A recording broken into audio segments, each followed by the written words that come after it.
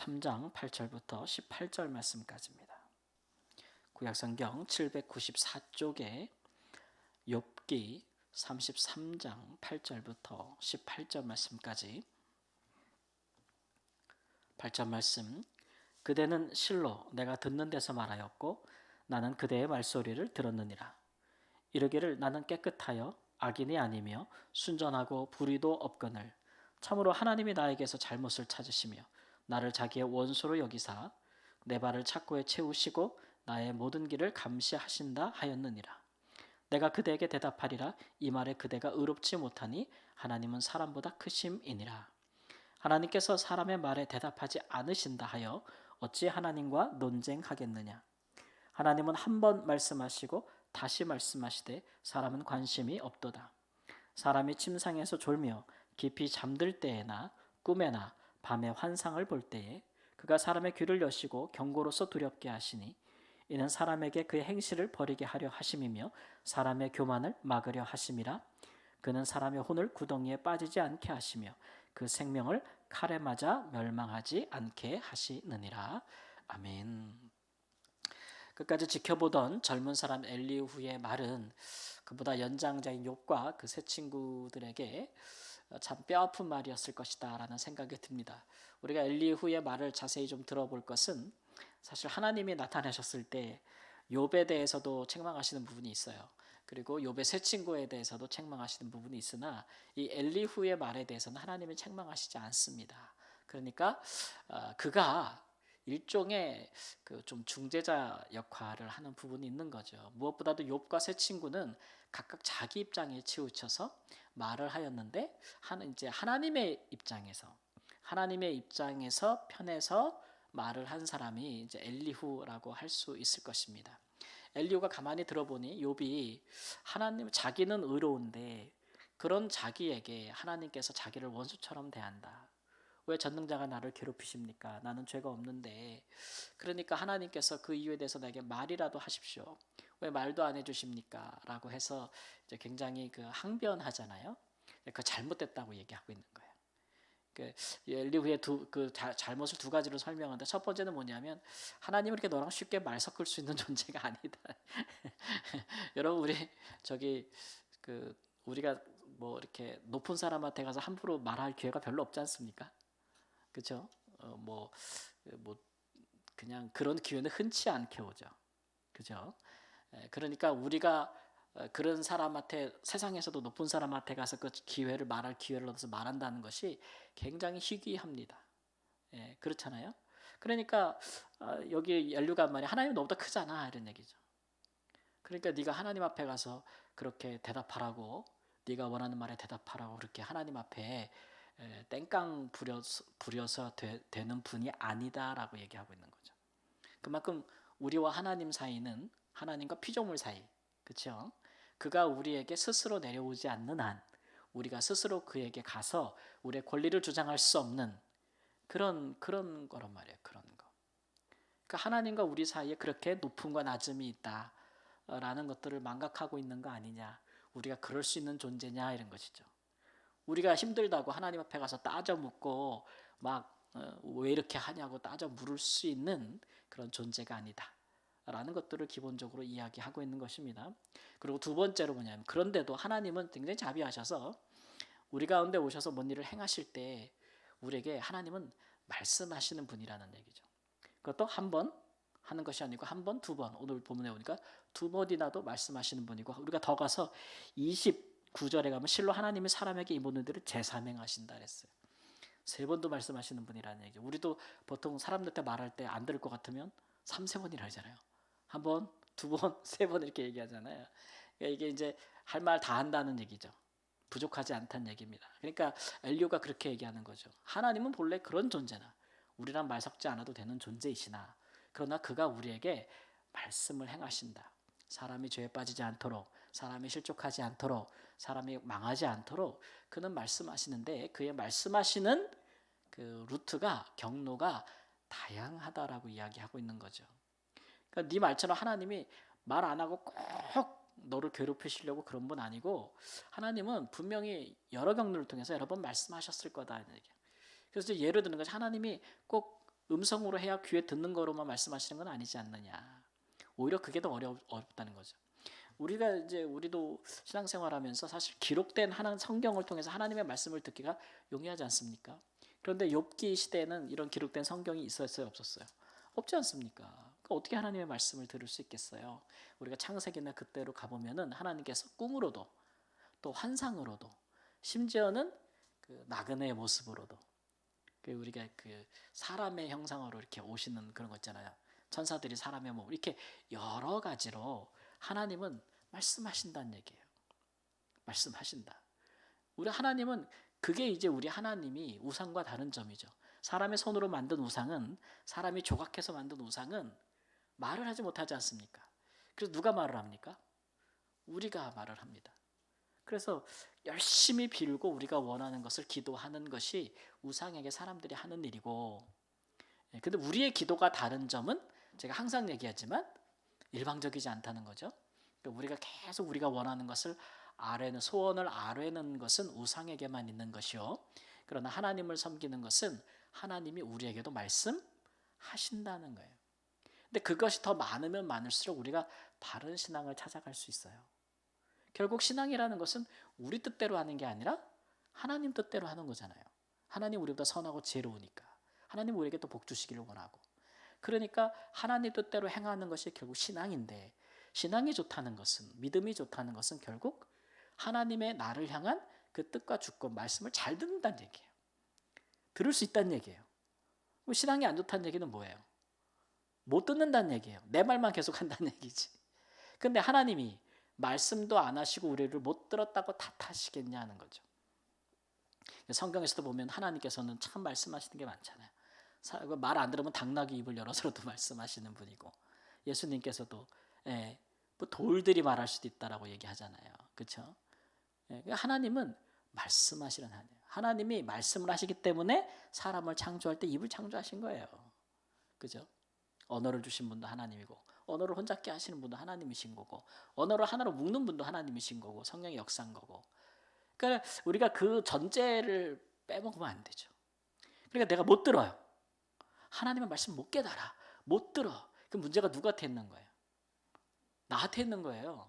하나님이 말을 안 해서 그러는 게 아니라 하나님은 여러 경로를 통해서 말씀하시는 건데, 내가 못 듣는 이유는 첫 번째는 뭐냐면 오늘 말씀에 무관심하다, 관심이 없다 그랬어요. 14절 말씀에.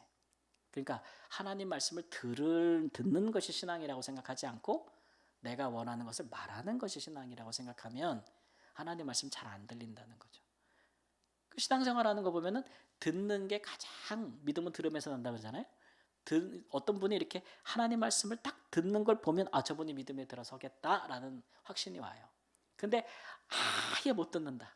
설교도 못 듣고 성경을 보면서도 무슨 소리인지 모르고 아예 보지도 않고 그게 관심이 없다. 그냥 교회에 와서 그냥 이렇게 예배 드리고 가는 게 마음이 편안해서 그냥 왔다 간다. 그런 것만으로는 믿음이 안 들어가요. 안 들어가. 신앙의 기본은 하나님의 말씀을 듣는 거기 때문에. 근데 관심이 없으면 듣지 못한다는 거죠. 그것도 우리가 또 하나는 이제 또 하나 못 듣는 경우가 있어요. 분명히 서로 이야기해. 상대방과 우리가 대화할 때 들어. 근데 저 사람이 내 말을 안 들을 때가 있죠. 딴 생각할 때도 있고, 또 자기가 하고 싶은 말만 하고 자기가 원하는 말만 들어요. 그런 경우도 있습니다. 그 신앙생활 하면서도 내가 살아오면서 내 인생의 경험도 있고 내 가치관도 있어요. 그런데 거기에 맞는 거는 다 아멘이야. 성경을 보면서도 설교를 들으면서도 하여튼가 그러면 내가 옳다고 생각하는 건 다 아멘인데 내 생각에 부딪히는 건 다 노멘인 거죠. 그건 안 듣는 거예요. 그러면 기준이 어디에 있는 겁니까? 나에 있는 거죠. 나에. 그러면 그런 사람은 하나님의 말씀을 듣는 게 아니고 내가 듣고 싶은 것만 듣는 겁니다. 그래서 예수님께서도 씨 뿌리는 비유에서 말씀하시기를 너희가 어떻게 듣는가 스스로 삼가하라, 조심해라 그랬잖아요. 그 사람은 자기가 듣고 싶은 것만 들어요. 그게 되게 위험하죠. 하나님의 말씀을 있는 그대로 들을 수 있어야 된다. 욥도 그런 면에서 부족한 부분이 보입니다. 자가당착인데, 그러니까 욥이 정말 의인이 고난받는다는 것에 대해서 그가 생소한 얘기냐 이것이 욥에게. 그렇지 않습니다, 여러분. 우리가 지금 33장까지 왔는데 욥이 그걸 알고 있어요, 이미 그런 현실을. 언제 안다고 볼 수 있냐면 그가 친구들한테 막 공격당할 때, 너 죄인이야, 죄 졌으니까 이 꼴 당하자라고 막 공격당할 때 욥이 변명하면서 뭐라 그래요? 야, 우리가 사는 세상을 봐. 진짜 죄진 놈만 벌 받더나. 막 이래. 죄진 사람만 그렇게 힘든 고난을 당하더냐. 이게 그렇지 않다는 거예요. 그러면서 이겨먹잖아요. 야, 봐봐, 나쁜 짓 한 놈도 형통할 때 많아.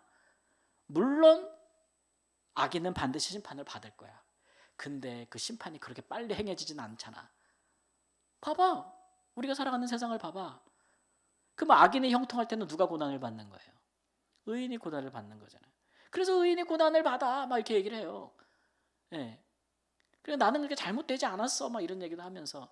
근데 의인이 고난을 받으니까 이건 누가 나쁘다는 거예요? 악인이 나쁘다는 거지. 그러니까 악인이 심판을 받는 거예요, 결국은. 아니, 죄가 있어야 심판을 받을 거 아닙니까? 그럼 악인들이 죄를 지면 그 죄에 대한 희생자는 반드시 나오기 마련이잖아요. 그렇죠? 그러니까 의인이 고난을 받아야 하나님의 심판이 세상에 이루어지는 거예요. 그러니까 그 죄가 심판을 받기까지의 기간들이 있는 거잖아요. 그렇잖아요. 그런 부분들을 욥도 인지하고 있어요. 그래서 그 논리로 자기를 방어합니다. 그러고 나니까 욥 친구들이 그 말에서 이기지를 못한 거예요. 알고 있어요. 욥은 어떻게 알고 있었을까요? 여러 경로를 통해서, 여러 보는 관점을 통해서 그런 지식을 갖고 있는데, 중요한 거는 그게 내가 당하니까 나한테 적용을 못하는 거죠. 내가 당하면은 그 입장이 내가 되잖아요. 억울한 거예요. 억울한 거예요. 힘드니까. 그래서 이해도 가죠. 고통스러우니까. 그러니까 하나님한테 따지는 거죠. 남의 문제일 때는 야, 세상에 그런 일이 있어. 의인이 고난도 받고, 그래, 악인은 또 심판을 받지. 하나님은 주시기도 하고 가져가시기도 해. 하나님 복 주시기도 하고 복을 뺏기도 해. 이런 악인은 형통할 수 있기도 해. 이런 거를 다 보면서 알고 있는 지혜가 있어요, 욥에게는. 근데 막상 당사자가 내가 되니까 못 받아들이겠는 거죠. 그러니까 하나님은 이유 내놔라 이거예요. 이유 내놔라. 그렇게 되는 거거든요. 그래서 이게 이제 일종의 자가당착이면서 동시에 요즘 정치인들이 많이 쓰는 말로 내로남불이에요. 예수님이 이런 시각에 대해서 많이 얘기하셨군요. 우리가 대부분 다른 사람을 볼 때 판단하는 게 되게 정확합니다. 내 문제에서는 우리가 이성을 잃죠. 우리가 그렇지 않습니까? 우리 같은 문제라도 내 자녀 문제면 이게 쉽게 사리 판단이 안 되잖아요. 팔은 어디로 굽어요? 저도 해봤더니 바깥으로는 안 되더라고. 안으로 굽잖아요. 근데 신앙이 훌륭하다는 것은 뭐냐? 내가 대접받고 싶은 대로 남을 대접하는 것이고, 남을 헤아리는 것으로 내가 헤아림을 받는다는 거예요. 남 헤아릴 땐 더 잘 헤아리고, 내 눈에 티 못 보고 남 들보보고 그러지 말라는 거잖아요. 같은 기준을 적용할 수 있어야 돼. 신앙이 좋다는 건 그런 거죠. 안으로 굽지 않는 거예요. 그러니까 자기를 잘 판단할 수 있는 거죠. 자기 객관화 시킬 수 있는 겁니다. 그래서 어느 기사를 봤더니 연예인들끼리 이렇게 얘기하는 프로가 나오는데, 연예인들이 사람들의 관심을 받고 살아가는 사람들에게 있어서 가장 중요한 그 뭐냐? 그러면 자기 객관화래요.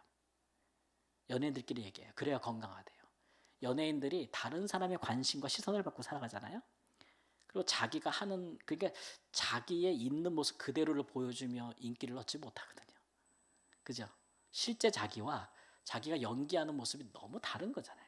근데 사람들은 연기된 모습, 그런 모습을 보고 좋아하는 거지 않습니까? 그러니까 자기가 그런 거라고 생각하면 자기 객관화가 안 되는 거예요. 그러다 보니까 이 괴리감이 너무 커서 병이 되면 극단적인 선택도 하는 겁니다.